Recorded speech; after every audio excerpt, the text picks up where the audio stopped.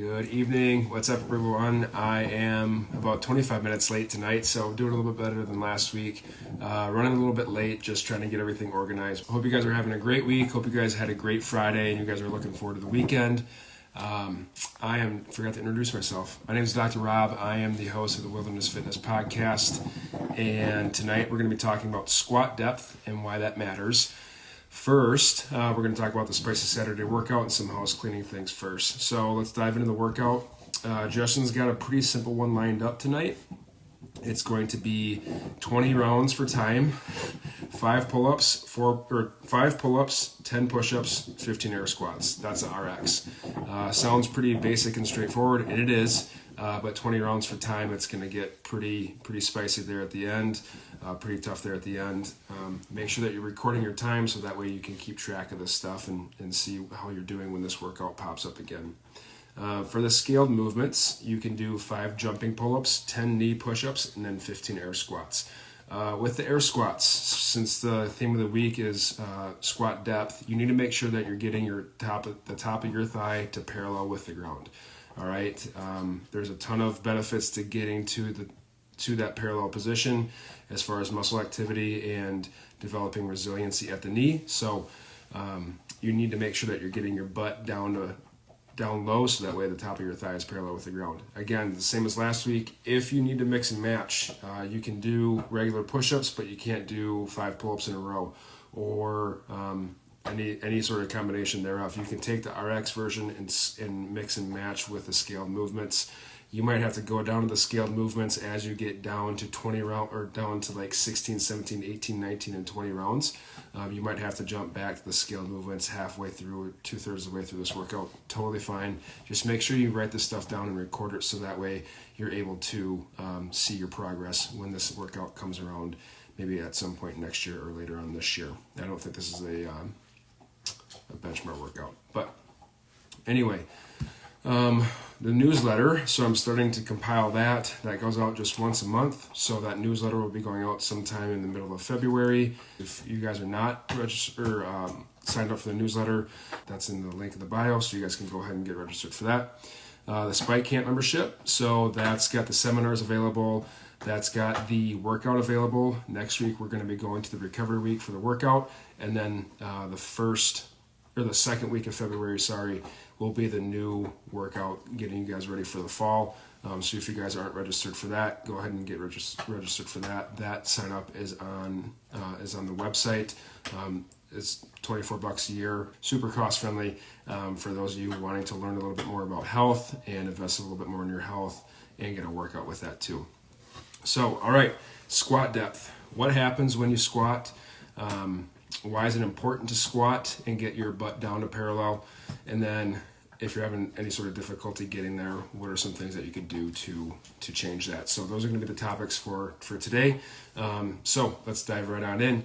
What happens when you get down to parallel? So when I say parallel, I'm talking about the top of your thigh being parallel with the ground. That is the important thing to do because that is going to resemble that your knee is getting to at least that 90-degree bend that you're looking for. The 90-degree bend is your shin here. If you're watching on Instagram or if you're watching the YouTube version, your shin is here, your knee is here. You want to get that 90-degree angle for a few different reasons. One of them is the glute activity that you get at that position. So squatting is inherently a quad dominant exercise.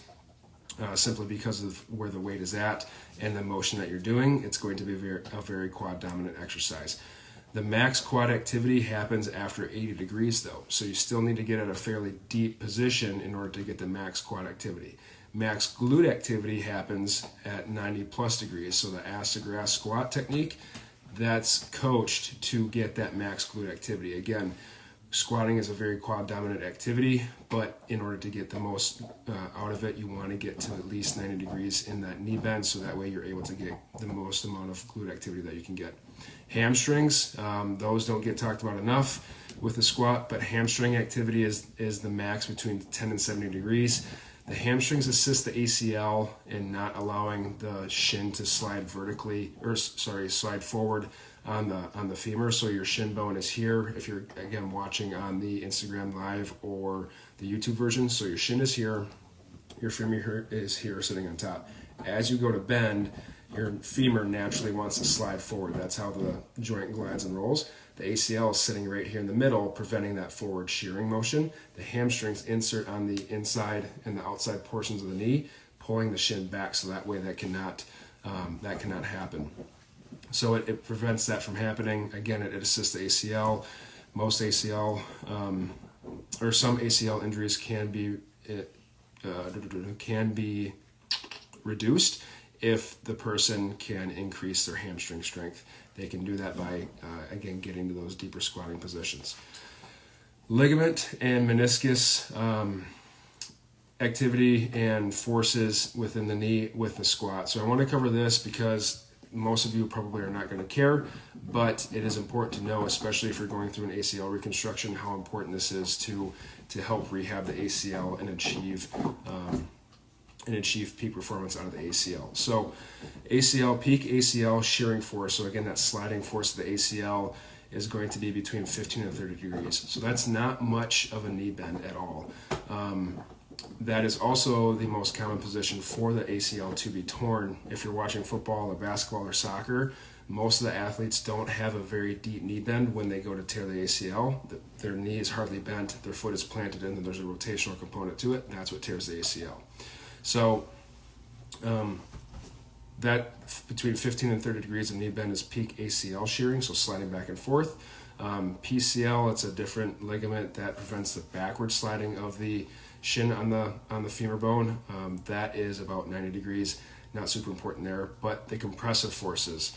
So this is going to create resiliency with your meniscus. Again, meniscus is a very highly or a very common injury in folks, especially mountain athletes, climbing over unsteady things, climbing on rocks, climbing over deadfall. Meniscus can be torn. They can get frayed just over time. It's very common and normal to have meniscus injuries. Not everybody's symptomatic with those. I talked about that in a newsletter a couple of months ago, but peak compressive forces is between 90 and 130 degrees. So again, an ass to grass squatting technique is important to develop that overload and that force or in that resiliency in the meniscus, so that way you have that resiliency throughout the rest of the range of motion. You don't want to be maxing out all the time going ass to grass, but it is important to at least get down to that 90 degree. And that progressive overload, again, you're not going to go for your 1 rep max or your 3 or 4 rep max right away. It's the overload over time, over years and years and years, that's going to develop this tissue resiliency. So you want to make sure that your programming is sound, so that way you're building up the resiliency of the ACL, of the meniscus, of the PCL, and not putting those at more risk of injury with your training. The whole point of training is to reduce injury risk versus increase injury risk because of poor programming or poor training mechanics. We talked about that. All right, so difficulty getting there. So a lot of times folks can't get down to that parallel position simply because they're stiff. So if you're stiff, there's a few different joints that come into play here. So I'm going to talk about 3 different joints and then what you can do to improve the mobility at those joints. So the ankles. This is usually the biggest one, is people have stiff ankles. So if you're having trouble getting your butt down, elevating your ankles, if you go to the gym, you've got the 2.5 pound plates. You could elevate your ankles on 2.5 pound plates. If you're squatting at home, you could elevate your ankles on, or elevate your heels, elevate your heels on a towel at home, and you could do that. You really just need to get maybe a 1/2 inch to an inch. You could even go more if you wanted to, but you're looking to get a 1/2 inch to an inch of elevation of your heel compared to your toe, and that's going to help improve the ankle mobility for that squatting, so that way you can get your butt down a little bit lower. So that's for the ankle. If hips are an issue, so you're squatting down and you might have a pinchy feeling in the front of your hip, or your hips, you might feel it in your groin a little bit. Your hips might be the issue as far as the mobility to not allow you to get low enough. So if that's the case, you can widen out your stance a little bit. Again, you're not trying to go sumo squat with this. You want to have a base of support that's about shoulder width apart. If you're having issues with that, then you can wind your base of support out, maybe another baby step out to the side. You can also turn your toes out, all right? Again, you're not trying to walk or squat duck-footed, but you can turn your toes out a little bit, maybe 20 to 30 degrees out, and that might open up your hips a little bit. If that still does not work, you can also think about pushing your kneecaps out. So if you're standing still, you rotate your knees together like you're not kneed, and then you rotate your knees apart like you're pushing your kneecaps out towards the outside of your feet. And then if you maintain that position as you squat down, that should open up your hips a little bit more to create a little more space within the hip to allow you to drop to parallel. All right. And then your thoracic spine. So your thoracic spine is the spine between your shoulder blades. If that stiff back squat might be a little more difficult for you, so you can change where the load is at. You can go to a front squat, so the bar is in front of you. You can go to a goblet squat, so that you really have control of where that weight is at. Your hands can shift that weight as you squat down. You could also go to a zercher squat or a zercher squat. I'm having a hard time saying that. You could do that type of squat as well, where that weight is in your elbows. Again, shifting the weight around is going to be something that you can do to modify how deep you can go. If you can't get down in that parallel position with a back squat, simply shift the load in front of you, and that should help you sink. All right, so if you're having difficulty getting there due to pain, first you need to delineate, is it pain or discomfort, right? So I was working with someone today. I had a lot of people squat today at the clinic. So I was working with someone today. They couldn't get down to parallel unless I cued them. Simply because it was hard for them, right? Their brain stopped them before they got to parallel, because as soon as I had her get down to parallel, she legitimately just could not get back up. So her brain was getting the task done, but her brain does not care about doing it with proper technique. Her brain just cares about getting it done with just getting the task done. So I had to give that external cue of drop a little bit lower. When she did that, she had a hard time getting her butt back up. So that's something to you've got to be mindful of. Are you stopping short? Is it because of discomfort, weakness, or pain? I added weakness just now, but being able to delineate those is important. And then secondly, if it is pain, you've got to modify, right? So you modify the load, both the amount and the placement. I already talked about the placement. Instead of a back squat, you can go to a goblet squat or a front squat. Or you simply take off some weight, right? You could, if you want to do back squat, if you're dead set on doing back squat, then that's fine. You need to take, instead of doing 225 or 135, whatever you have on, maybe take off 25% of that weight and see what you can do with that. And then the range of motion. So again, if we'll take that same patient, for example, if she had an issue and she was having a pinchy feeling on the front of her hips, so she could get down to parallel, but when she got to parallel, she was able to pop right back up, but she stopped getting down to parallel because she had a pinchy feeling on the front of her hips. We'll modify the range of motion. So you want to stay out of pain. Discomfort is fine, but we really want to stay out of pain to not elicit those symptoms.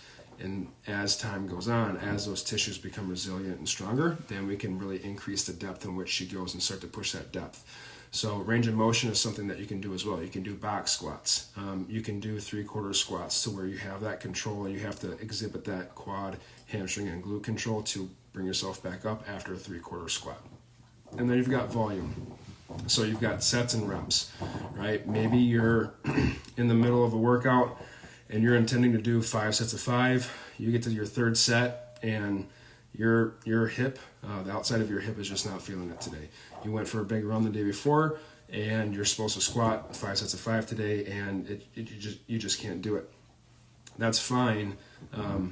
You're going to get benefit out of doing those squats yet, but again, it's better to remain injury free and do less volume than it is to continue to push because that's what you had written down, that's what you had programmed, and then deal with an injury and now you can't run or do whatever sort of aerobic activity you want to do to get ready for the mountains. You can't do that because now you're nursing a bum hip because you continue to push despite the fact that you were experiencing pain with a squat. So sets and reps is another way. You reduce the number of sets, you can reduce the overall reps that you're doing to reduce that overall volume. Hopefully you guys have a great Friday. Thank you to those again who tuned in. Hopefully I didn't mumble too much. I'm still dealing with a nasal congestion here. So hope you guys have a great weekend, and we'll catch you guys next Friday. Peace. All right, so I'm recording this the day after the podcast. I had a guy shoot me a couple messages, a couple questions, because I logged off too quickly and he wasn't able to get them typed in. If you guys have questions, this is just food for thought. If you guys have questions and you log into the live podcast, just put them in right away. Um, I think what I talked about towards the end was what he had questions on, so he didn't have time because I just logged off pretty quickly. I don't like to mess around on Instagram Live and just hang out. But yeah, if you guys have questions throughout the podcast or you come in with questions, just put them in the chat right away. I'll scroll through the chat so that way I can get to them without logging off first. But I have no problem doing this. I just want to let you know if you want your question answered right then and there, just drop them in the chat right away as soon as you have the question. Unless it's a question that comes up at the end, I might start hanging out for a little bit just so you guys have time. But anyway, his question was, what are your thoughts on sit squats or utilizing bench/chair for squat movements? I think the bench and chair for squat movements are excellent. They have their place. I definitely use them in rehab quite a bit because, especially for folks with knees that aren't too thrilled, like quad tendonitis and just knees that might have a bit of arthritis in there, just to start to introduce a squatting motion, especially if folks have an issue with depth. If they are not able to get down to that 90-degree mark, I want to get them used to getting there. And so I start with an elevated plinth. So that's a bed, like the tables at PT. I'll start with an elevated plinth, and then I'll slowly start to move them down as they start to tolerate more. Ideally, not using or they won't be using their hands to do a sit to stand. But then as they get down to that parallel position, then I'll start to add weight with that to start to overload that. Once they can do I don't have like a specific benchmark because each person is different with what they want to do and their goals and their overall fitness level. So I don't have a specific benchmark, but once they can start to do probably 5 to 10, maybe, yeah, 5 to 10 without sort of any issue, and they can come up and down with pretty decent control. And as soon as their butt hits, they can pop right back up. Then I'll start to add weight. And then once they can do the added weight and they can start to pop back up, then once they can do about 5, 10, or 15, I know that's a very wide rep range, but once they can start to do that, then I'll start to take away that bench that they sit on. And then they have to exhibit that control of once they get the parallel, then they have to come right back up. What you lose with that chair or bench is the constant time under tension. So when you go down, you get a slight pause, a slight moment where everything can relax a little bit, and then you have to pop back up. So when you take that away, you get that constant time under tension for that east or the lowering phase of the squat, and then you have to pop up without any sort of break. So it takes a lot more control. It keeps the core under tension the entire time as well. Squatting, deadlifting, all that stuff. It's a core workout too, because if your core is not strong, you're not going to have a strong bench or a strong deadlift, or even a strong squat or a strong deadlift, even a strong bench. I just mentioned bench on accident, but a strong bench has a lot to do with core movements as well, or a strong core as well. So they have their place as far as bench squats or chair squats or box squats, but I use them more in the rehab setting. If someone can do it without that in the performance side, where they're really trying to enhance their performance and enhance their strength, I don't love them in that, just because it gives that person that slight chance to rest a little bit and then stand back up. And oftentimes, if you're doing that with a lot of weight too, that slight rest can cause it could cause an injury to the low back, just because that your core has a second to release and reduce the time under or it has a second to relax.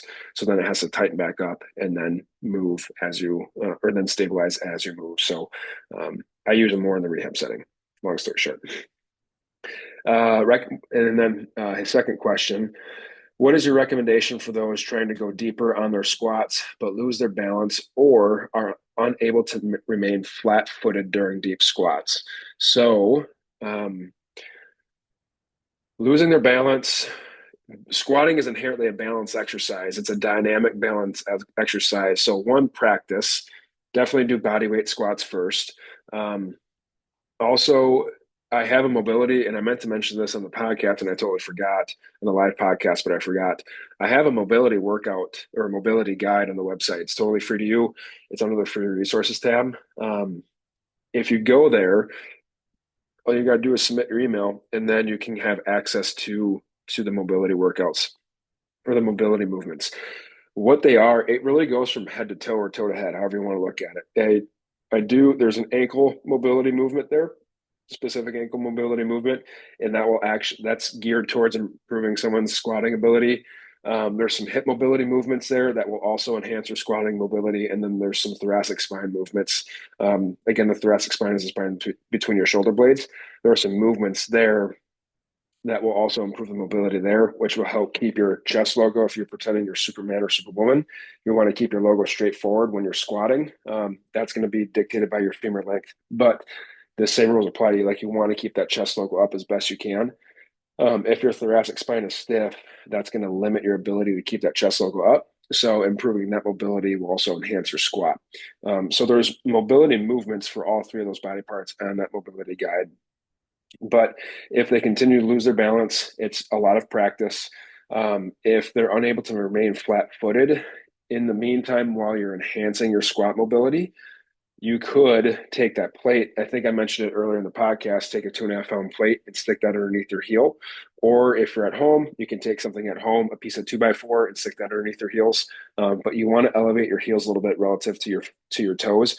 That's going to allow you to sink a little bit deeper. If that is the case and that allows you to sink deeper, like right then and there, that your movement deficit is at the ankle, and you need to do some ankle mobility workouts and ankle mobility movements. Again, the guide that I've got on my website is set up for that.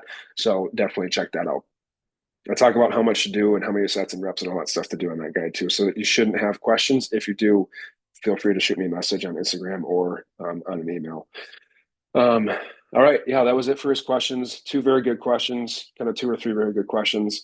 But if you guys have any other questions when you're listening to this recording on the podcast version or on YouTube, definitely let me know. Shoot me a message on Instagram, shoot me an email, submit something through the website. Totally up to you on how you do it, but do not hesitate to reach out. Hopefully you guys have a great Saturday afternoon now, and we'll catch you on the flip side. Hey, thank you for tuning in to the Wilderness Fitness Podcast. If you enjoyed this episode, please head over to your podcast app and consider leaving a review. If you think a friend or a family member may benefit from listening to this podcast, please consider sharing this episode with them. We appreciate your help in the growth of this podcast. Check us out on Facebook and Instagram for even more content, and the weekly Hump Day Q&A, where you can get all of your human performance, rehab, women's health, and injury prevention questions answered. If you're interested in getting hooked up with even more content from Wilderness PT from the comfort of your own home, head over to wildernessphysicaltherapy.com and get signed up for the Spike Camp membership. This is where you'll have access to prior seminars and a workout that'll have you in shape each fall, designed by yours truly. Since you're there, check out the mid-month media newsletter that goes out 1 to 2 times a month, which includes a variety of topics with the most recent research on health and human performance. You can sign up by hovering over the free resources section and subscribe to any of the free guides, or simply sign up under the mid-month media newsletter tab.